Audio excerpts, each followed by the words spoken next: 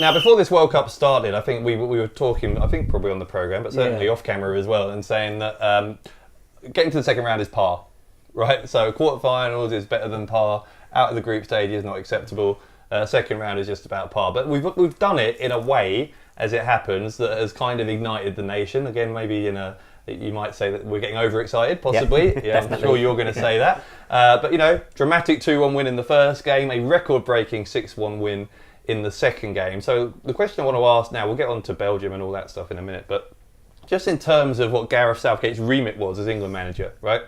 Coming in here, the remit's not to win the World Cup. No one, at least maybe people are starting to think now, but at the beginning, no one was thinking, okay, we're here to win the World Cup. But I read an article, I forget who it was by, I'll put it in the description if I can find the author, but there was an article online this week saying, basically it's job done already now, right? Because Southgate, what he's successfully done is he has reignited that love that the country has for its national team in major tournaments. And that is something we probably haven't seen for 12 years. And so in a sense, regardless of what happens, as long as we don't get destroyed 10-0 against Belgium or in the second round, is it already mission accomplished, Frankie? I don't think it is, actually. Before the tournament, I would have said, win the first 2 games, that's absolutely fine.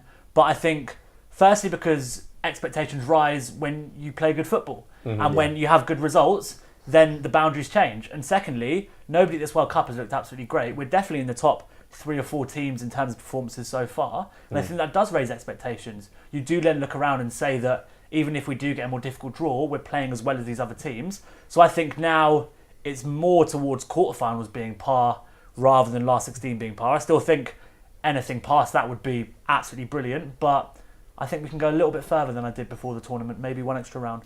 So, that's one of the most frustrating things about England fans, though, right? And it's not a criticism of you, Frankie, I include myself in that. That, before the tournament started, second round would have been good, right?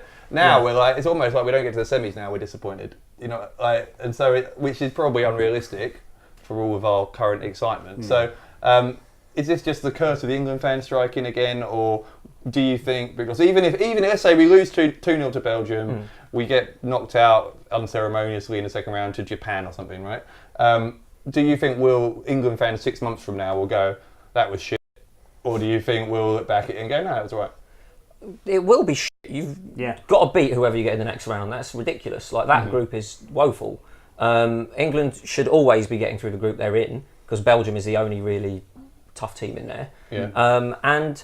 And I do agree with your point, though, that there are so many woeful teams in this World Cup that are supposed to be brilliant, that it has heightened the expectation now that England should go further, because they're playing like a team from what I haven't seen.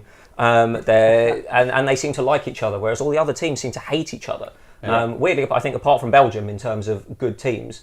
So I think Belgium and England are the ones performing above standard. Yeah, in a way, isn't that one of the ways in which he's done a job? Southgate, mission accomplished, because not just from the fans' perspective, but from the players' perspective. It's very interesting recently, now they're all retired, when you hear stuff from Lampard and Gerrard and John Terry and stuff about what it was like playing for England and how there wasn't quite the passion there. And you sort of get the sense that Gareth Southgate has a much more harmonious squad than any England squad in the past few tournaments. They've come out and said, Ferdinand did a very good 2-minute analysis on the Beeb, saying we felt restricted. Him as a centre-back, where one of his biggest assets was coming out at the back, playing that ball in the midfield, almost playing as semi-defensive holding midfielder at times. And then Sven came in and said, no, my centre-backs don't do that. And how everything was shut down. Rooney's come and said that Capello is one of the most disappointing managers that he's played under any times. Yes, he had Ferguson for years, but even Moyes considered there. He was disappointed with how Capello approached the England squad, and apparently his man management was terrible. Capello. Yeah, it was, they weren't allowed butter in the camp. It's ridiculous. They weren't allowed what? Butter. Is that what they were? Is that what Wayne Rooney was kind of on his side with that?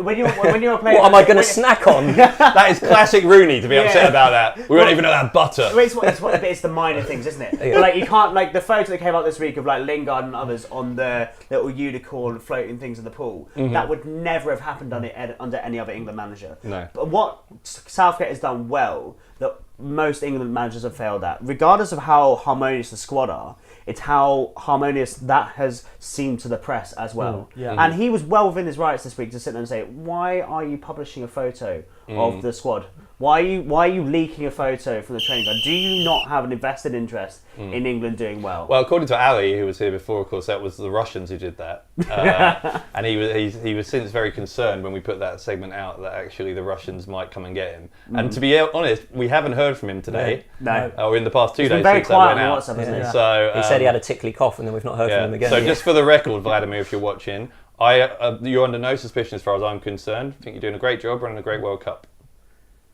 So.